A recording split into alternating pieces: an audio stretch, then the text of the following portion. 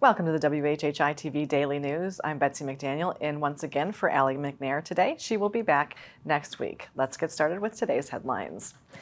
We might think all of Beaufort County school kids head to their classrooms each school day, but 73 kids are still learning virtually, thanks to a program being offered by the school district using federal COVID relief grant money.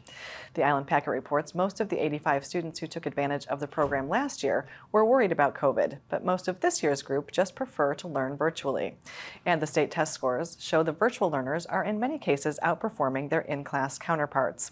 The program is called Lowcountry Virtual and uses resources from 7 other school districts to help 4th through 8th graders who prefer virtual learning. Federal help for the program runs through September of 2024.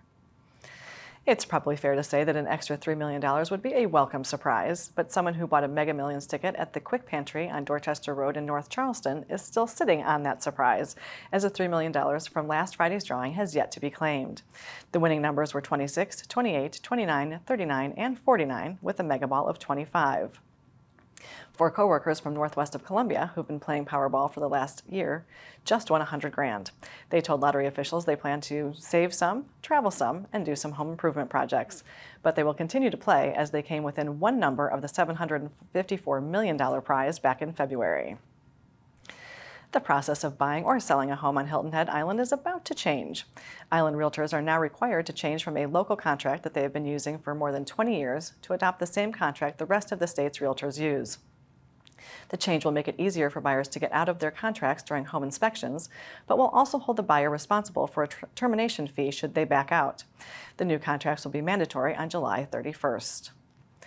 We told you yesterday that the Inn and Club at Harbortown has been ranked as the 5th best hotel and 4th best resort in the country by U.S. News and World Report. But it turns out some congratulations are also in order for the Palmetto Bluff Resort, which has been picked as one of a dozen best nature resorts in the country by the travel website Trips to Discover.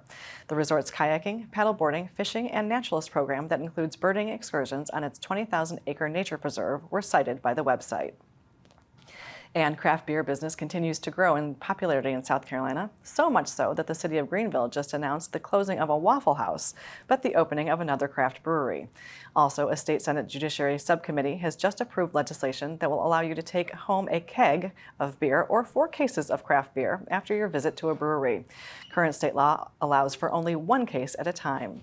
The big beer wholesalers are concerned about the craft beer industry eating into their power of distribution, with their aptly named executive director, Lance Boozer, saying the major wholesalers are looking to compromise.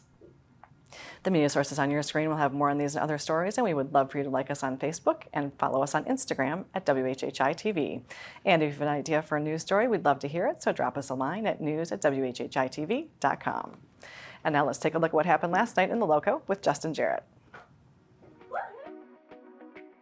Hey, it's time for Last Night in the Lowco on WHHI, powered by LowcoSports.com. After being swept at home by the May River Sharks on Monday, Bluffton's baseball and softball teams evened the score last night in Landshark Park. Radford commit Cody Bratt went 6 2/3 strong innings and swiped his 30th base of the season to lead the baseball Bobcats to a 6-3 win. And Sidney Poliquin gave Bluffton softball a solid start in the circle before USCB signee Alyssa Rose closed it out to earn the save, along with a 2-for-4 night with a homer and 3 RBIs, to help the Bobcats secure an 11-6 win in a series split. Hilton Head Christian Academy baseball was looking for some revenge of its own after dropping a 3-0 decision at Hilton Head Prep on Monday, but the Dolphins were not having it. Prep scored 3 times in the 7th, and the Eagles left a tying run at 3rd as the Dolphins held on 6-5 to sweep the series. Pace Gartner earned the win with 2 innings of relief and went 3-for-4 with 2 doubles and 2 RBIs. Hilton Head High's baseball team got a 5-inning no-hitter from Jake Richardson, who also had 2 hits and 2 RBIs, and Brad Larson and Ethan Russo each added 3 hits and drove in multiple runs in a 10-0 win over Colleton County. The Cougars had the upper hand on the softball diamond though, blanking the Seahawks 20-0, and the home team swept the hardware at the 2023 Prep Cup. Hilton Head Prep shot .584 over 36 holes to win by 46 shots, and Cade Kraskunas beat teammates Jack Cresor and Garrett Fader in a playoff for the individual title. We'll have more on the exciting finish from reporter Wes Kerr on Monday's extended edition of Last Night in the Lowco. For Lowco Sports and WHHI, I'm Justin Jarrett. Until next time, go Lowco.